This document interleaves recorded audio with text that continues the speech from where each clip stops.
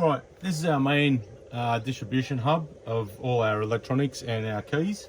So this one here is our main switch that turns everything on and off. So if that's off, none of the other switches will work. It's like a master switch.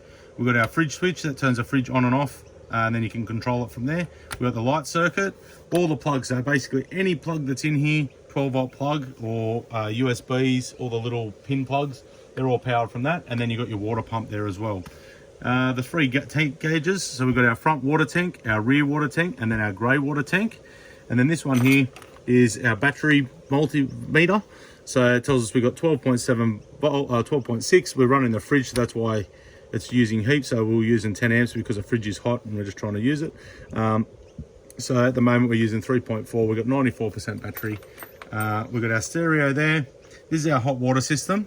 So to turn that on and off, you just want to either have it on 60 or 70 degrees. 70 degrees is quite hot, so just be prepared that if you're going to bump the shower or something like that, which does happen, it's a little flick mixer, you can bump it while you're in there having a shower. So I tend to tell people run it on 60.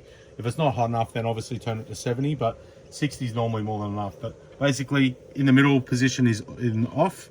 We're going to turn it on to the on, so that's 60 degrees, or we're going to flick it to 70.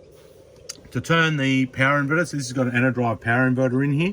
So we're just going to hold the power button and that turns it on. And then we've got power in the van then. So when you're not using this, you want to turn this off if you're free camping. So that's going to use power in the standby mode. If you're plugged in a mains power, that's fine. You can leave it on the whole time. But if you're free camping, just turn it on when you need it. Turn it off when you don't need it. All right, and to turn it off, you just hold the power button again. Here we have all our light switches. So we've got inside, the right side, the rear, the left side, and then the handle. So there's a little light up there in the handle. We've got an awning.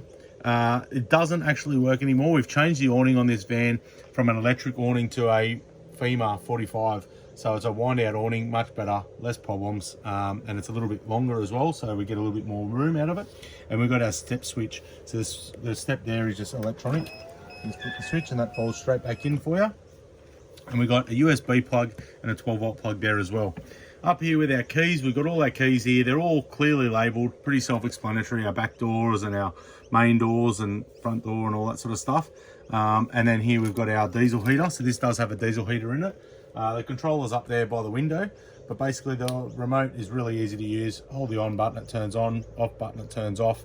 Up and down is the temperature. The easiest thing to use. With that diesel heater though, it does require 2 or 3 minutes to cool down once it's been on for a little while. So just don't be scared if it doesn't turn off straight away. Make sure it comes up with off on the screen, and that'll turn off in 2 or 3 minutes when it cools down.